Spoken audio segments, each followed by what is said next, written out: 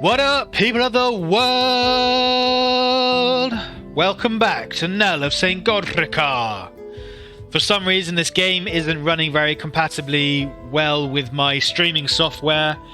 It keeps deleting the stream halfway through, or it doesn't start recording till halfway through the stream, so we're missing a bunch of content for each episode. So instead of streaming it live now, I'm just going to record it in hour-long episodes, which is actually fine with me because an hour of reading out loud is enough before my throat starts getting a bit dry and sore, so it's the most I can manage anyway.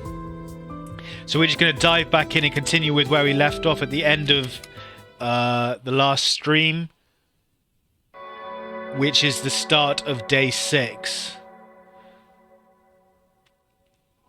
But as you can see here from this timeline, I have already completed a whole load of the stories. I completed this story here, I completed this story and this story. So I've done 3 extra chapters which didn't record for some reason. So we're having to restart and redo them.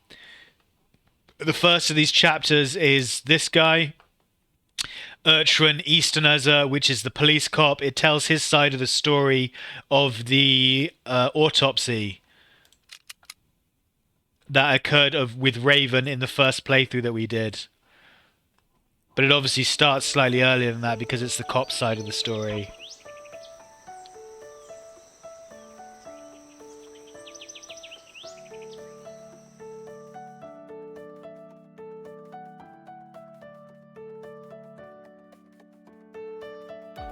A pleasantly warm ray of sun shines through the window and lands on every corner of their room. Every morning at this time of year starts that way. In a couple of hours the sun will be lighting up their entire house, no longer a threat to groggy eyes. Having had time to digest his breakfast and finish packing his things, Ertran gets ready to head to the morgue. He makes sure he has his badge and pistol, which when combined secures his right to act as a legislator of the government. He stands by the doorway just needing to put on his shoes and answer a second round of arguments from his wife. She stands behind him in her apron, looking at Ertran's broad figure with a complicated expression. I'm just going to call this chick Billy because Bililia is a nightmare to pronounce, so we're going to call her Billy because it's easier. Over time, on yet another confession day, unlike her husband, Billy is a devout believer. Despite having little conflict in their daily relationship, arguments around religion gives Ertran the most headaches.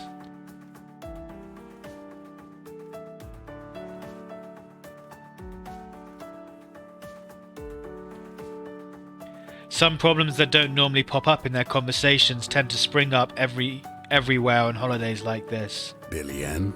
We just talked about this. Sure. And didn't settle a thing. Ertran takes a break from tying his shoes and looks up at his distressed wife. He is just about to speak, but... I know what you're gonna say, to protect people, to catch the culprit, to bring justice to the victim, but taking it to the next level and abandoning your own family is going too far. Lustira. Jonah getizoyen. Spal farm shyly settling. I'd rather stay with you, but Billy, if I don't do my job, what good am I as a police officer? I could never work the same way as my colleagues do, you know that. Shangfo. I just can't. I've seen those bodies and their anguished families with my own eyes. I can't sleep well if I don't crack this case. You are asking me to betray my badge. Sure. You know I didn't ask you to do that. All I'm asking you is for one day. Just one day. Am I forcing you to quit your job or give up your duties? Those cases can wait, am I right? If so, don't make me feel guilty about it.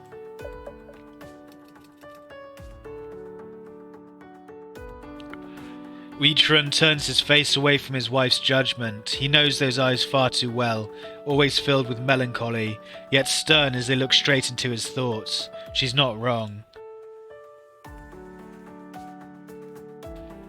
He keeps repeating the same tricks, which is to hide behind responsibility to another. How about scheduling the appointment on a weekday? Sorry, Toots, this one is special. We agreed to this morning specifically. Silence falls upon them. They make eye contact, but only briefly. Urchin looks away, then grabs her arms to gently push her aside. He needs to leave. But Billy doesn't go away. She pulls her long hair back from her face and looks at him calmly. There's no time like the present, is there? Okay, it's not like this is the first time, but you can at least make some time on the 8th. Don't forget your comrades in arms party. She throws Urchin's coat to him, and he gratefully accepts it. Billy has always been a considerate woman. Even if they are having a disagreement, she doesn't forget to look after him. Billion? When this case is over, let's go to Thalizak to have our baptism day together. I hear it's going to be a great show this year. Really? Give me a reason you won't stand me up.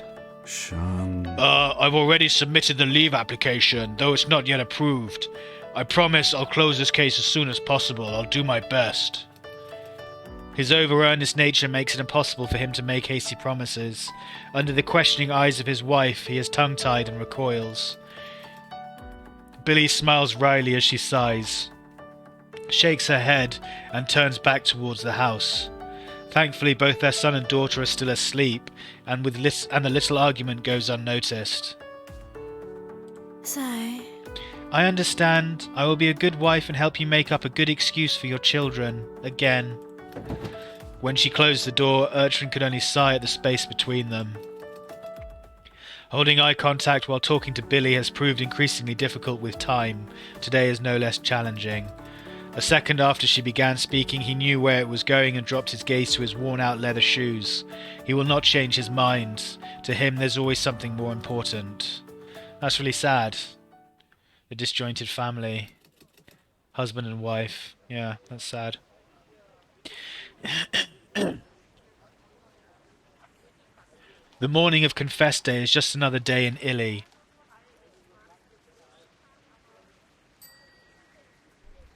Urchin does not have to pay much attention to the people on the road. He did not lie to Billy, though. He and Widden had already worked out the arrangements for the autopsy last night. Apparently, Widden garnered an armful of candidates. He headed straight to a professor, asking him to recommend the best intern, and settled the deal in less than an hour. Widden promised he would arrange for an intern to meet Urchin at 11 o'clock in the morgue the next day.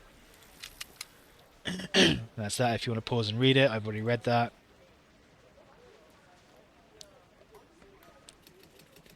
Urchin arrives half an hour early to the morgue. He is excited that someone with a professional medical knowledge would soon arrive. Just as Urchin was about to get comfortable, a staff member knocked and entered. Vatishak. Urchin, right? You've got a visitor. Huh? This early? Are you sure it's for me? Arhik. Head of the priest case, that's you. Isn't that you? Ah, it is. He rises from his seat and heads outside. Who's this guy? A man of considerable height and impressive physical build stands with his hands behind his back. His long bangs hang over his eyes.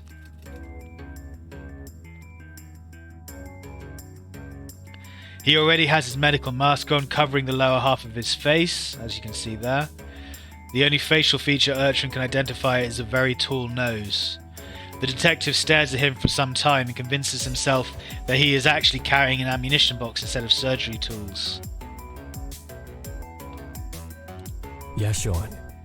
Sorry for my early arrival, Mr. Lochner. I've made other plans after this. allein. That's alright. The name's Urchin Easternizer, by the way. Widden is my colleague. Right, my apologies.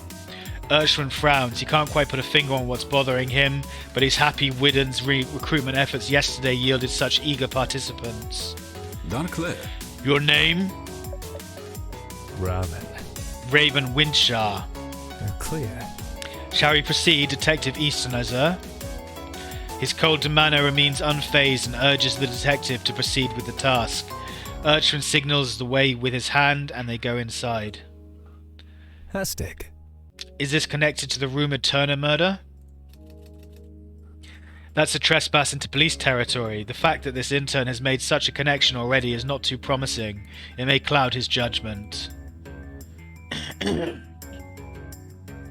An unfiltered and genuine analysis is often better, although some information about the case may help. Yeah, what kind of rumours have you interns been circling? Zendomia. Nothing pretty, it's an unusual case. A priest, go figure. Urchin approaches the body and takes a quick look at the evidence in the room. The knife, the victim's shoes, the hair sample. The intern waits to the side while the detective verifies everything is in order, then makes a sign to him. Allein. You can go ahead, just put those gloves on and don't touch things without permission. Fee. I've got my own. He puts his surgical kit on the closest table, and takes out a pair of gloves. And, like priest on the altar, he approaches the corpse while donning the gloves. Let's unsheath him. Urchin nods. The intern lifts the cover to expose the upper body. Then he comes to the hardened flesh. His eyes stop. When he comes to the hardened flesh, his eyes stop at the stiff muscle where the skin has been peeled. He turns around and consults his kit, grabbing forceps and a pair of scalpels. Easy there. Moja fiok. I only need to get behind the first layer. Raven is the professional in the matter, so Urchin folds his arms. Eachran folds his arms and watches the intern move. He makes a deep cut with the scalpel, then lifts the flesh with the forceps. Godhrkar. Anything special? Poor man's been wrung dry. He was flayed after all, I suppose that's why. Fee. Not just that. Moja stiras. This man may have little blood left, and that's intentional. If left to rot, his entire body would turn a wicked bluish colour quickly. So this means somebody actually wrung him dry. He lifts the piece of flesh up again, showing one side of the muscle to Urchin. Yemoluti. See how hardened the flesh is? It resembles dried beef you can buy in shops. Normal bloodlust wouldn't be this thorough. And that means? Clear. Somebody actually let blood from him. That's all I know. Did you find anything at the crime scene? There was some blood on the ground, but you should have done a better job of crime scene investigation. Just because there's a loss of blood doesn't necessarily mean it matches the blood at the crime scene. It's just a simple thing to fake. Urchin raises his eyebrows, finding it laughable, an intern telling the police how to do their job. But he has a point, and that's exactly what Urchin had in mind. Victim's blood loss appears to be mainly due to damage of abdominal viscera. The caked blood ran down the victim's stomach while his arms remained relatively clean. The lack of blood around the victim's arms is, considering the apparent massive loss of blood, a contradictory observation. Those professors recommended him well, an experienced medical intern, Urchin thinks to himself. Raven continues his work. He skillfully selects various tools to clean up the incision at the body's waist. He quickly opens the abdomen by pulling the skin up and hooking it. Moja fiok. That's not how his intestines ought to look. Godhrkar. What the hell does that mean? It's in a different state than his flayed arms, an inconsistency. The flayed wound is rough, with the fascia heavily torn. There is also severe damage to his blood vessels and muscles. But the internal organs are perfectly preserved. The cut on his intestines is clean, a surgical precision, I'd say. The stab wound on the surface were done with a different knife, an act of corpse brutality. So, the two injuries were caused under different circumstances. Zendomia. Not exactly the job you can do with a small knife. If that's the murder weapon you found. Oh, that was supposed to be Raven talking, that's my bad. He tilts his head towards the evidence tray where a small grey knife with a thin blade lies. The intern stands mute for a moment, his eyes unfocused as he gets lost in thought. There's a knock at the door. Vatishak. Excuse me, sir, you've got another visitor. Who? Arhik? A doctor, maybe. He looks pretty young to me. Another one? What is Widden up to? So I was right before in episode 1 when I wasn't sure about why the cop acted weirdly when Raven arrived. It's because there was an imposter. There was someone there ahead of him who was pretending to be him and examining the corpse. And this explains it. Before Urchin has time to address the intern, Raven turns and heads out the door. Melode. Good day, Mr. Lochno. I'm the intern from Illy Medical College. Another one, huh? Urchin sizes the young man up. He appears slightly thinner than the former one, more like a patient than a doctor. In any case, the school badge on his kit confirms what he's said. Oh. Likewise, and Widden Lochno's the other guy. I'm his partner. You must be Mr. Easternizer then. Nice to meet you.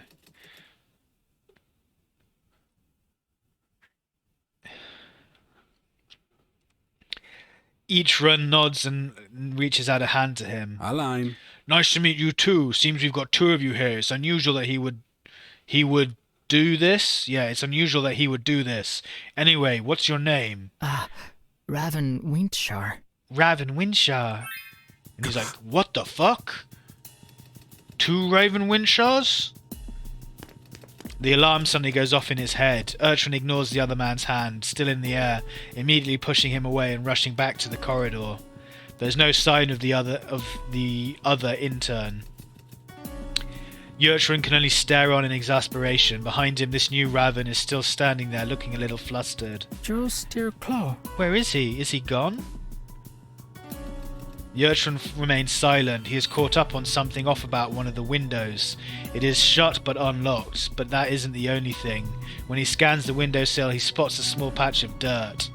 He opens the window, peeks his head out, and sees the lounge on the first floor. It would be an easy escape. What the heck? I'm afraid I must check your intern identification, Raven. Line. Absolutely. Here you are, sir.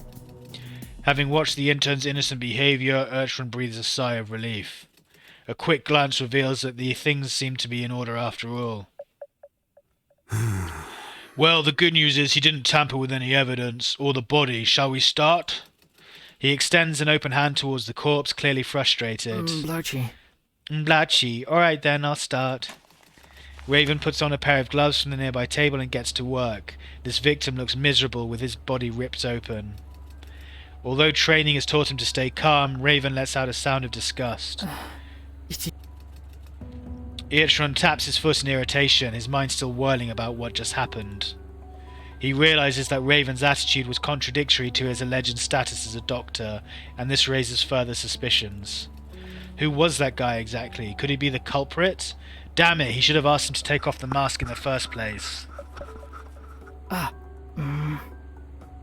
Detective Easternizer? Godhrkar? Anything interesting? Raven interrupts Urchin's self-loathing with an apologetic pout on his face, suggesting that Urchin should turn his attention back to the corpse. Show. I'm not sure. Steer. I'm not very familiar with this case. Mr. Lochno didn't give much information on the body, so it would take some time to reach a conclusion.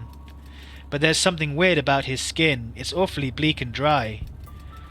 Thankfully, both examinations have come to the same conclusion.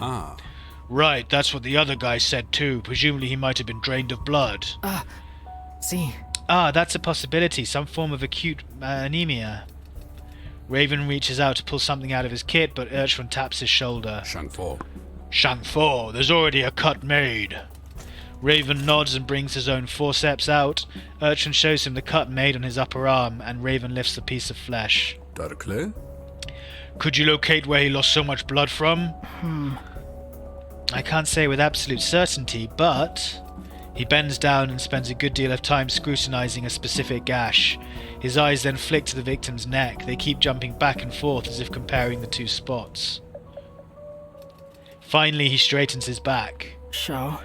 He's got two arterial cuts, one on his left arm and one on his neck, both of which could have emptied him of blood, and there's a hole in his abdomen, so it could be from his intestine. Moyer Steer. If it was severed while he was alive, that could also cause a hemorrhage. But I'm inclined to believe he was cut open post-mortem. They frown as they look at the mutilated body, the bleeding, the disembowelment, the flaying. It all seems excessive, even for the most depraved gang member. No human being can stoop this low and live with himself unless the serial killer is some kind of evil cultist. Well, he could be a psychopath or just some nut job who likes hacking people up. The image of Father Turner Keshdozai, back hunched and the life in his face sucked out of him, makes Urchin's body quickly tense. Maybe the man's silence comes from the shame and guilt of his crime, and his refusal to cooperate reflects his penance. It's impossible to figure out what's on his mind. After all, who could talk after carrying out such acts? Urchin bites his lip and falls silent. So yeah, that's the autopsy scene all over again, but from the perspective of the police officer, and it shows in fact there was in fact an imposter. Alright, that's Hakenar Mulnathon. That's the story, the chapter of him meeting the Bishop Guile and getting angry with Bishop Guile, so we've already read that. So we'll do this one next. Porayi Ashfarsal. He's the next chapter we should do.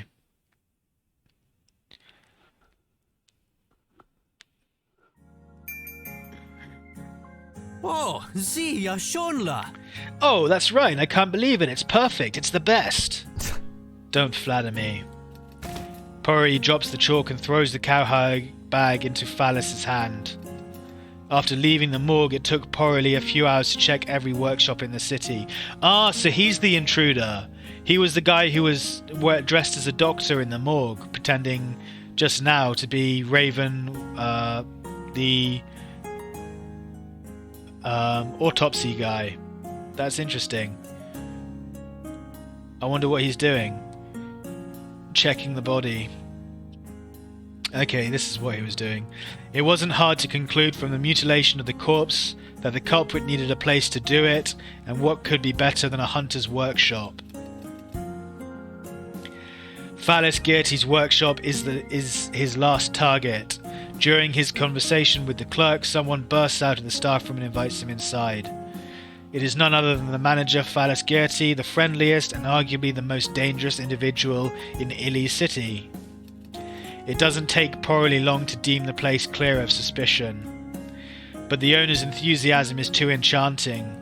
Pretty soon, Porley finds himself giving advice on the workshop's latest design.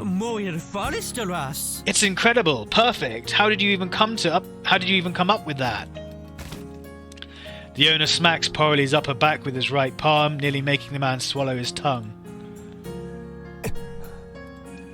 He tries his best to dodge the owner's hand, realizing his stay is long overdue. I should get moving. Oh, Svea! Oh, come on, let me show you around at least. Porley forces a smile, which he had long forgotten how to do, but a sudden, unsettling feeling instinctively brings his poker face back, and his heart tells him to leave right now. Fee. I've got to get going. Refusing, Porley doesn't show his disappointment.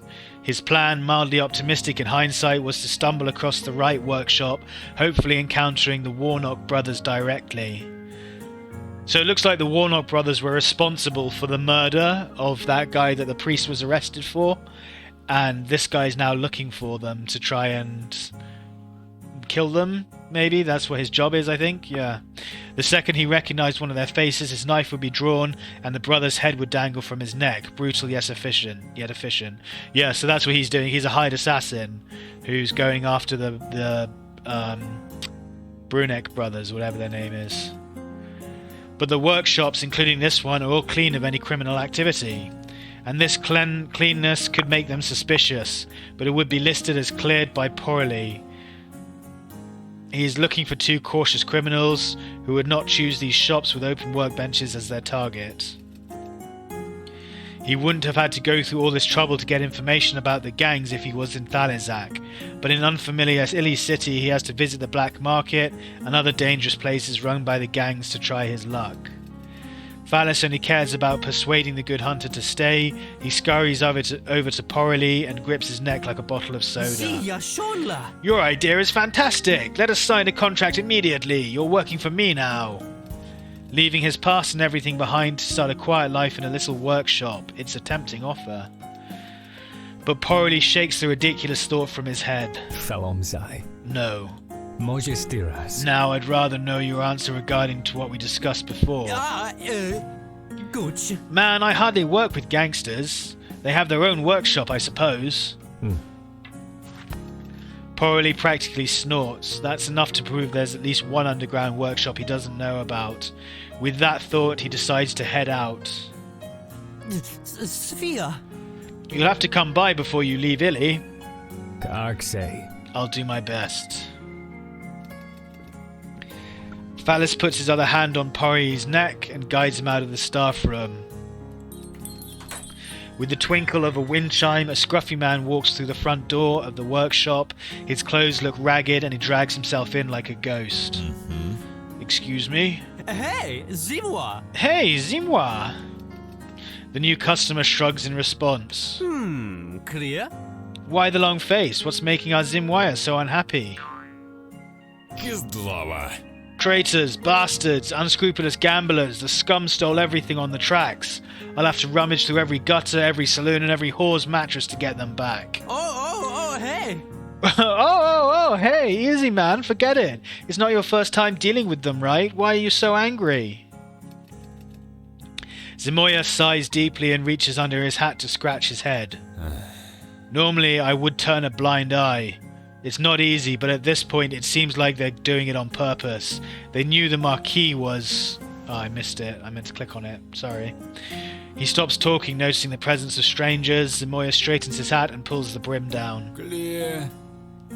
Anyway, I'm not here to gossip, Phallus. I'm checking on my order. We can't afford any more breakdowns. Sie, ja schon la. I've printed and done. All printed and done. Zimoya glances at Porres briefly, silently suggesting to Phallus that they should talk later in private. Zimoya probably wants to tell Phallus all about his griefs, but can't be convinced to with a stranger around, which disappoints Porrely. I'll be on my way. However, Phallus won't pass up a chance like this so easily. He steps away from Zimoya and stands between the two, holding out a hand to each of them. Hey. Let me introduce you. This is my best hunter in Promland I've ever seen. This is, we call him Zimoya. He's a train driver from Illy Station. Porrely and Zimoya shake hands and greet one another. Neither seems particularly happy to have exchanged names. Moyes, dear. Gentlemen, I have an idea. Together you're strong. Huh? What the hell have you been talking about? Work, Zimoya. Have a sense of humour, please. I am thinking about your work. This fella, whose name I forgot to ask, could be of assistance. Zimoya squints at Phallus, trying to read through his nonsense. Clear? He just moved here and he's looking for a little leather shop. You guys are so well informed, you must have some leads, right? Huh? Isn't there a leather shop right in here? Phallus leans over and whispers near Zimoya's ear. Of course, help me convince him to stay. Zimoya looks away in thought, his hand on his forehead. The pale blue looks like cold grey-green in the light, like the moss in a graveyard behind Ermengarde Chapel.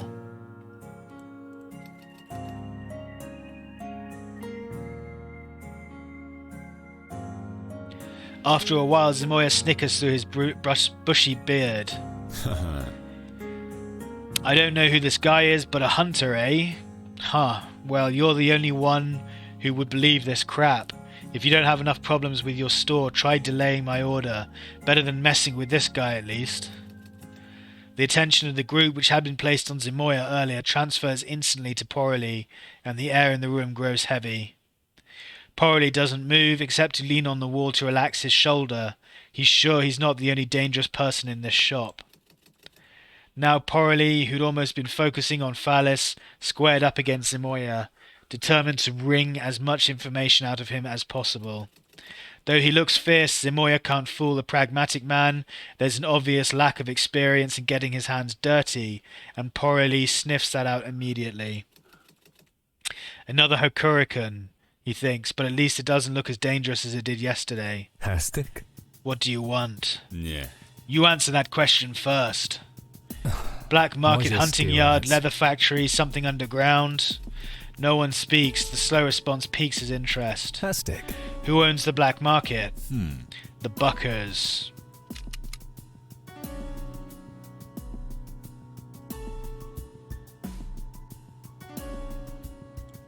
Claw. Where?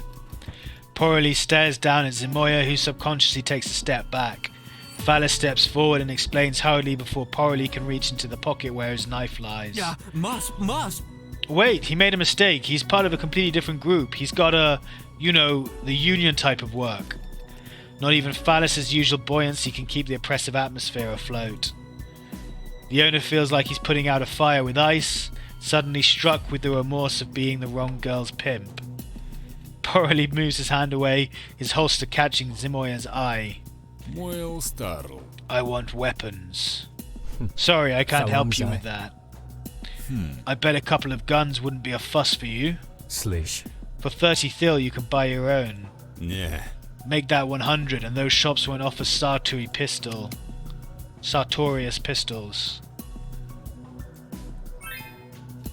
Porley raises an eyebrow. He's talking to a connoisseur. Fee. I can't help you. Then I don't know where the black market is. The air froze as silence envelops the room. Compromise for Vautru's sake. Communication ain't no one-way street. Moje Stiras. If you show me to the Bucker's hideout, as long as you give me that gun. Fine. Porley holds up his coat and places his pistol on the table. I don't know. Woo! I'm happy we got some kind of friendly agreement. We can go out and grab something to eat to celebrate. It would be nice getting to know each other since you're a team now. Cart train.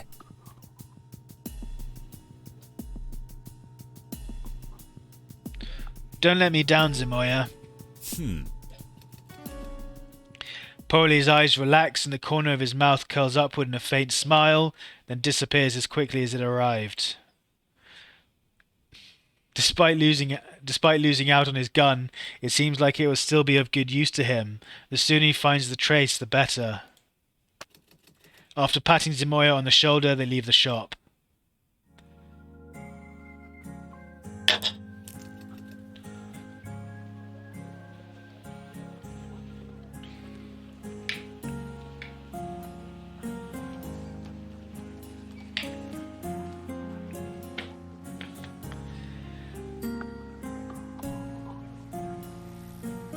Porley removes a cigar from an inside pocket and lights it. They walk at brisk pace, Porley watching all directions. Yamarlug.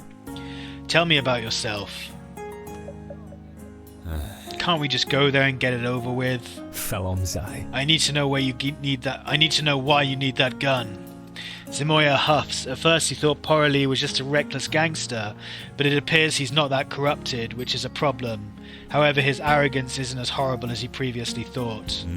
Kazbo. My guys, the Maximalists, fight for better conditions, and... Cart train. Yourself, Zimoya, criminal record? Moil startle. If thought and revolution count, I was exiled and followed Mr. Valery Sokmyonov here. But seeing the exact same conditions as where I used to live, I refused to sit around idly. Claw. The last Godhrkar who said that died in an infight along with his gang. It's because of those Thalizakans? Yeah, Thalizakans. Yakov is gone alright, but General cannot be defeated so easily. Do you know they run the Ili Pier? As heads up, we're not like those gangs. Clear.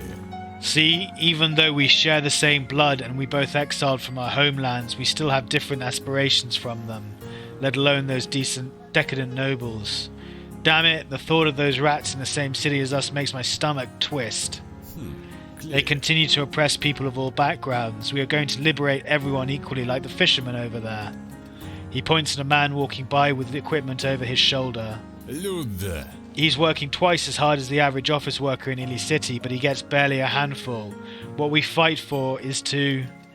Porley turns his head in disinterest. Zimoya shuts up immediately and gives up trying to save the stubborn man. Kazbo. Anyway, real problems, man. Oh, right around here. He stops and points at one of the back streets on the other side of the road. The entrance is along the side. Today is horse racing day, so those rats may be hanging out here. They cross the pedestrian walkway and saunter over to the alley. The horse betting house is at the farthest point, just before a dead end. Zimoya slows down, sizes up Porley, and buries his face in his palms. Man, you look like a cop with all that junk around your waist. Yeah, sure. Don't worry, let's go.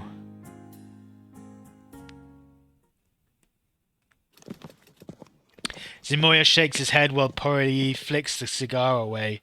They walk inside the rowdy place without being stopped by a security guard.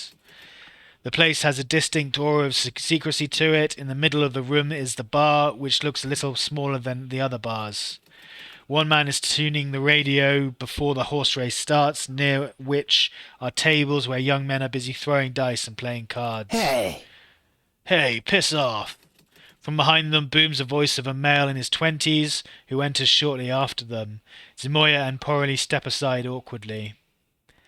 The man swears at them and moves on, followed by a handful of men, similarly aged and looking nothing like common gangsters. Zimoya stands still. It's a choice, but we've got no karma.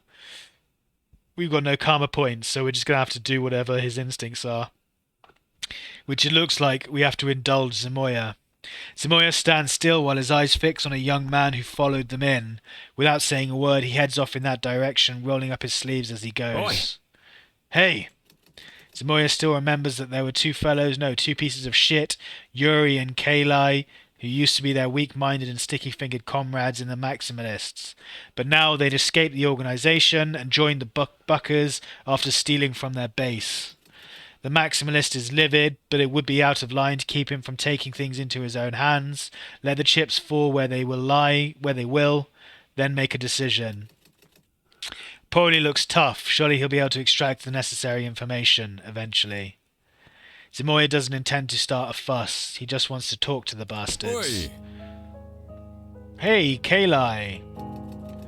Zimoya dashes to the bar before Porley can stop him. Despite a great deal of mumbling and the occasional cheer, groups around them can still hear the conversation as he lashes out at one of their followers. Ездова!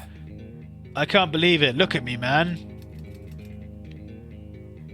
The guy, Kalai, keeps his head down and refuses to face Zimoya directly. A mix of shame and worry cloud his face. Люд! Marquis will be leaving tomorrow. What are you doing fooling around with these bastards? Unfucking believable. Say that again. The henchman of the gang stops Zimoya. His lips are pursed in anger. He is slightly taller than Zimoya and steps in front of Kalai, who squares up to Zimoya as if marking his territory. Suck.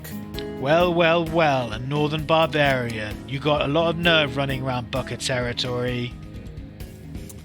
Step out of the way, you piece of shit. When the last word is uttered, the gang leader's eyes are alight with fury. Unfortunately for Zimoya, most of his attention still lay on Kalai. Thus, the fist that's headed for his temples bypasses his defenses completely. Huh? Before the hit lands, his arm is caught mid-air. Yeah, sure. Take it easy. Seeing what almost happened, Zimoya scowls at him. Tuaniak! Shut up, you son of a bitch! He launches another blow with his other hand at Zimoya's face, who turns his shoulder and raises his arm to block it. Again, Porley is a step ahead, slamming his palm into the inside of the guy's elbow. He tumbles backwards and grasps the elbow with his other hand, his groans echoing through the room. The mumbling and cheering in the background has subsided. Both Porley and Zimoya can feel the eyes of the observers. They stare at the pack of guys who are all cautiously backing off. As new recruits taken from Zimoya's group, they're not quite as vicious. There's a brief moment of respite. An underhanded jab comes in from behind, aimed at the back of Porley's head. He jerks his head to the side, grabs the assailant's head, and smashes it on the bar when he sees two gangsters dashing towards him. They both lurch forward with erratic movements, probably induced by alcohol. Go to hell! One of them throws a punch with his entire body behind it. Porley jumps back, and with the leg that's furthest back, he kicks the man in the chest. The other guy jumps Porley, who's stamping on his companion, and tries to wrestle Porley to the ground. But his intention failed. Porley is able to maneuver back and turn, throwing the gangster's body right into a thin wooden frame. He pierces through it with a loud crack. They exchange punches and kicks for a while as Porley scans the vicinity. The biggest danger in situations like this is being jumped on unexpectedly. If one guy gets you on the ground, it could easily be game over, no matter what weapon you might have. That's absolutely true. If you get pulled to the ground in a fight, you could easily just get stamped to death or get the shit kicked out of you without any kind of real defense against it. With his back secured, he looks at Zimoya, who's slinked up against the bar counter, and then to the leader and Kalai, who have followed suit. Bystanders realise they might end up in a wall too and back off or pretend not to notice. He's got to act fast before they regroup. Porley reaches up to the leader, who backs up even further, his hands up in the air. Hastig. Where are the Warnock brothers? Huh? Warnocks? You're looking for the bloody Warnocks? Twonyag. Don't mess around. He reaches underneath his jacket and retrieves a knife, which reflects Hoito's frightened face. The henchman's heart clenches in horror, and he sucks in a deep lungful of air. Sigh. Oh, yes, I'm telling you, we've had it up to here with them for a long time. You could go down to Bondo Street. You could find them there if they aren't too busy killing. Hastig. What exactly is Bondo? He grabs the knife even tighter, and if the gangster tries to dodge him again, he will use it to teach him a new way to talk. Moja stia. Bondo, what was it? Bondo 70-something? It's like a leather shop with a brown sign above. You'll find it right away, but they're closed today. You could go tomorrow. That's really all I know, I swear. A brief moment of silence, and Hoito's horrified look conveys sincerity. Furthermore, his head trembles and his hands shake. That's enough for Porley. The rest of the crowd doesn't seem welcoming anyway. Let's go, Zamoya. With that, Porley lets go of the leader and leaves the building without looking back. Okay, so he's got the information he needs to find the two brothers. And then the last chapter that I did in the last stream before realizing that it crashed was this, Era Semhal. However, I don't want to go over the hour, and we've got about 10 minutes left before we run out of time. So I'm going to end the episode here now, guys. Thank you so much for hanging out and watching the stream. I do hugely appreciate it, and I hope you've enjoyed it as much as I've enjoyed playing. We'll pick up with this chapter in the next episodes. Thank you so much for being here, guys. Hopefully I will see you in the next one. I produce content every single day, so peace out till next time.